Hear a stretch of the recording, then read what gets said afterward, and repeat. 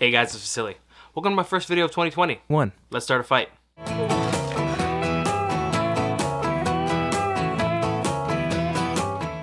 Okay, so basically everyone and their brother watched The Queen's Gambit that aired a couple of months ago. Queen's Gambit, a show about taking drugs and playing chess. So me and my girlfriend watched it in December, and I have a couple of bones to pick with Netflix. After watching the series, I haven't really seen any reviews that are going to talk about what I'm about to talk about. It does go into things that I think should be called out. The Queen's Gambit is a progressive feminist story that shows the main character wrestle with addiction and ultimately overcome the adversity of being a woman in a male-dominated field. Only it's not. Now later on in this video I'm going to talk about the stereotype portrayals of black women, and I'm also going to talk about the failure to show what addiction really feels like.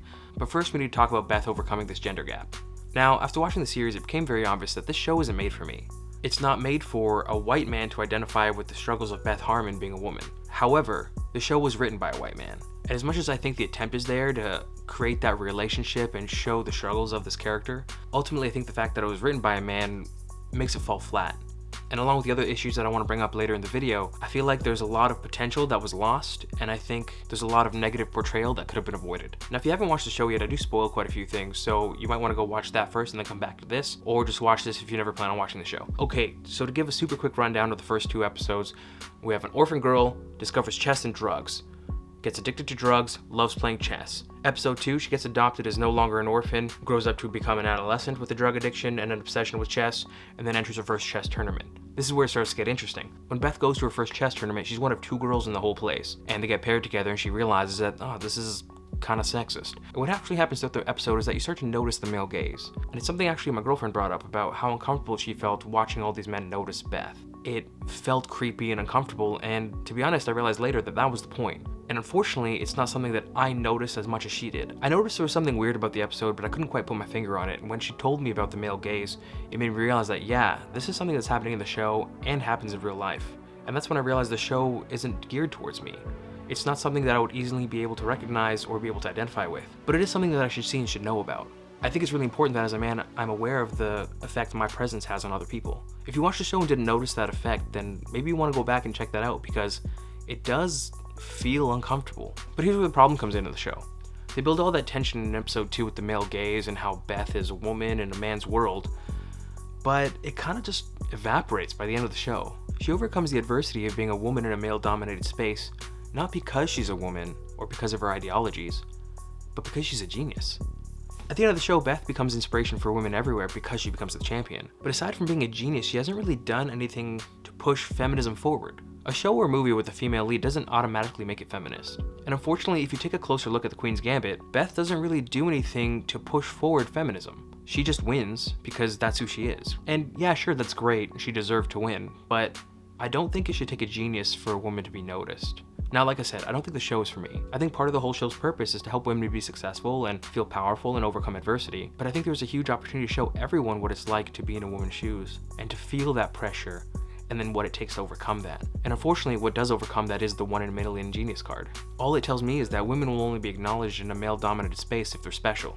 And it doesn't really resolve the tension that it creates or tries to create very well. It just kind of feels like a nice happy ending to a story without actually getting into the grit of the real problem here. If you want to watch a video about writing women well, I'm going to link to a video somewhere up here, and maybe that'll help show the contrast between what Queen's Gambit tried to do and what successful movies and TV shows actually do. Okay, we're going to get into the portrayal of drug addiction in The Queen's Gambit in just a little bit, but first we're going to talk about stereotypes. Okay, before we get into this point here, I want to be very clear that I'm not trying to speak on behalf of black people. I just think that it's really important that as somebody who wants to make films, that I can actively call out when these things are happening, and I should hold other people accountable for their actions. I don't think it's appropriate for us to wait around for a black person to call out the obvious in order for us to back them. I think we have to be able to put our own voices forward to call out when other people like us make these stupid decisions.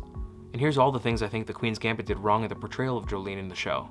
Okay, I get the show takes place in the 1950s and 1960s, but the fact that there's only 2 speaking black people in the entire show, and the overall whiteness of the show, is a little uncomfortable given the time we live in now. I mean, it does a great job if you're trying to really narrow down your audience in a bad way. And it's not enough for Jolene to fit comfortably in the sapphire trope at episode 1, but throughout the show she actually ends up fitting into other negative tropes as well. I'm not going to get into a bunch of details about the tropes specifically, but if you want to watch a really great video explaining these tropes and how they can negatively impact people of color, I'm going to link it down below, and there's going to be a card wherever the card goes. So like I said, right off the bat, Jolene is the Sapphire. She is the sassy black woman. We even hear her before we see her. And throughout the first episode, she's Beth's only real visible friend. She's the only one Beth actually talks to. And eventually Jolene plays the role of introducing Beth to how to take the drugs so she can actually have a better time going to sleep. Now, having an external character that shows the main character how to interact with the world around them is a common thing that happens in books and movies and TV shows, but it doesn't have to be a stereotype. And in this case, when it comes to drug addiction, this is something that could have been written out entirely, or could have been done in a much more elegant way that doesn't require Jolene to be a stereotype. Now, what happens next is super great. Jolene disappears for 5 episodes. I mean, it would be nice to hear a little bit about how Jolene is doing, or even to see that Beth is thinking about her, but unfortunately we don't. In fact, the next time we see Jolene, it's in the last couple of episodes when she comes in as a deus ex machina to save Beth from herself. She takes Beth to Mr. Scheibel's funeral and essentially reconnects her with her roots, telling her she's been keeping up with her whole career as if Beth's life has been a focus for Jolene. And on the long ride there, she starts talking about her own life just to sprinkle in some character development. You find out she's on her way to be a lawyer. She actually has been successful and she's doing things for herself, and it's great. But where was that throughout the rest of the show? And I mean, yeah, I understand the show is about Beth, but it's really unfortunate we didn't get to see this character fleshed out more throughout the actual show, and instead we just get slapped with a bunch of facts at the end. So here's where it gets dicey. After all this time of Beth pretty much forgetting Jolene's existence, Jolene goes out of her way to reconnect Beth with her roots, and even offers to give Beth money to fly to Russia for a big chess tournament. I mean, Beth doesn't even come off as wanting to go to the competition. She's already resigned herself to not being able to afford to go because of her spending habits. But Jolene has been watching Beth's career so closely that she knows that this is an important match. And when it comes down to it, this is just another example of a black best friend being a stepping stool for white success. And I think it's time we stop doing that. I think we have to notice these things before we put them on TV. We need to be able to identify these things as we're making the films and TV shows. It can't be something that's pointed out later anymore. In the middle of 2020, amidst all the Black Lives Matter protests, Netflix started promoting black created content, which is great, but where did that energy go? Putting out something like The Queen's Gambit at the end of 2020 kind of feels like you're comfortable again. Netflix, I think you fucked up here. You put something out that kind of shows you didn't learn anything from last year. And again, maybe the show was filmed before, like maybe in 2019, but that doesn't make it okay. We just need to do better. Which brings me to my last point, addiction.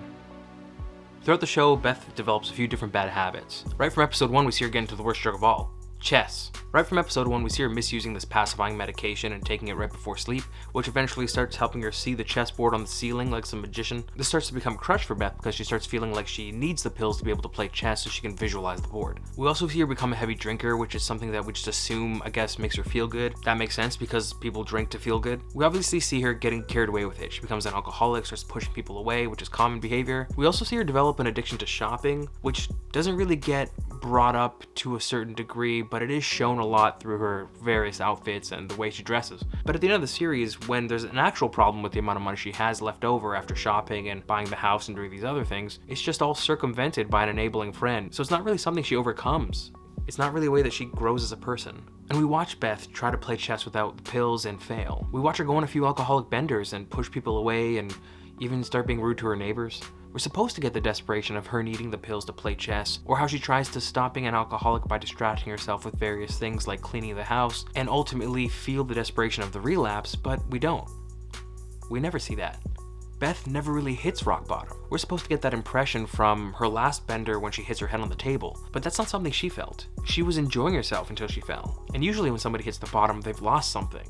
Something's happened to them. But Beth hasn't really lost anything. I mean, sure, she's lost her mother and her chess teacher, but all her friends come back. She still ends up beating the Russian in the end. There's no real loss here, at least not as a result of her actions. So the weight of the need to change isn't really there either. The Queen's Gambit shows us from the outside how drug and alcohol addiction pushes people away, alienates us, and can ultimately have a negative effect on our lives, but where it failed is actually showing that desperation and showing the feeling and the pain of the relapse. We never see Beth really confront herself as an addict. If we want to talk about a good example of relapse, we don't have to look any further than the 2012 movie Flight with Denzel Washington. That movie does a great example of connecting the audience to the character's confrontation and desperation when they relapse. Let's watch 2 scenes back to back, starting with the Queen's Gambit. I will have the asparagus vinaigrette as an appetizer while I think about my main course. Very well, Miss Harmon. And would you care for a cocktail? No, Coke is fine. Actually, I'll have a Gibson. On the rocks. Of course.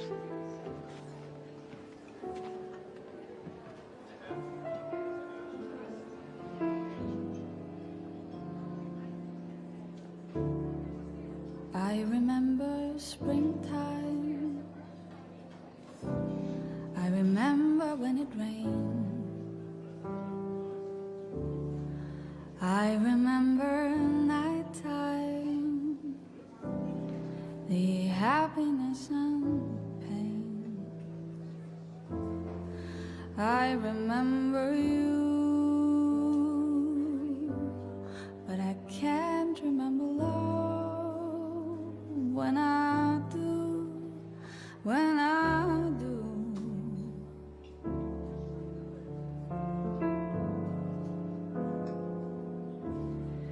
I remember nature and many other things. I remember Big Joe Turner, what he sounds like when he sings. I remember you, but I can't remember love.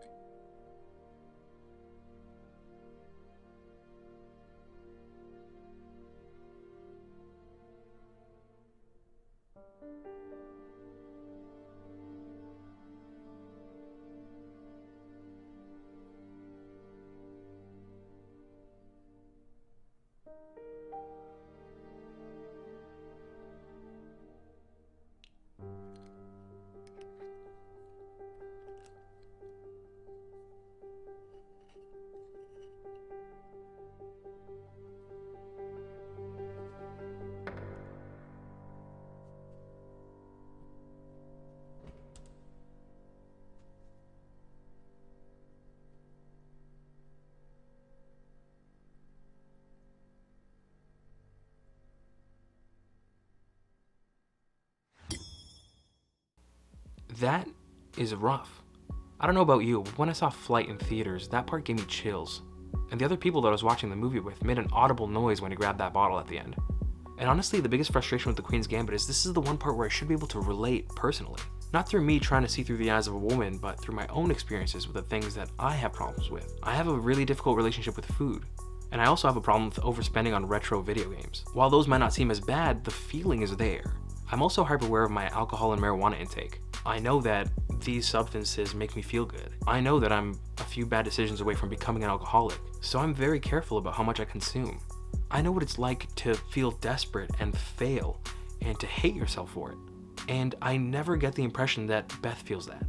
And I think that's a huge missed opportunity. And it seems like from the other people that I've talked to that have difficult relationships with other substances, they feel the same way. They feel like the whole addiction aspect of The Queen's Gambit was really poorly done.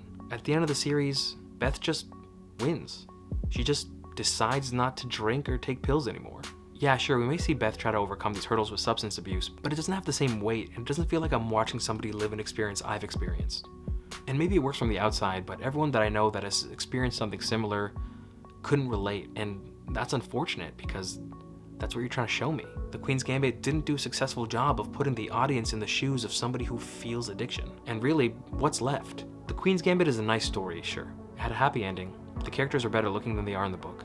But when it comes to being a feminist story about character growth and overcoming addiction, I think it came up short. And when it comes to negative stereotypes of people of color, it straight up failed. I'm disappointed in Netflix. This show looks good. It's beautifully stunning, the shots are amazing, and the story could have been so good. I straight up don't think it deserves the praise it got. And I think it's about time that we look at the things that we produce with more scrutiny. This just doesn't cut it. If you watch The Queen's Gambit, let me know if you agree. Let me know if you think I'm overstepping anything. This is my third attempt trying to record this video properly to get the point across the way I want it to get across. It's 2021. Let's stop making things we're going to be disappointed in later. And let's stop calling things great when they're just okay.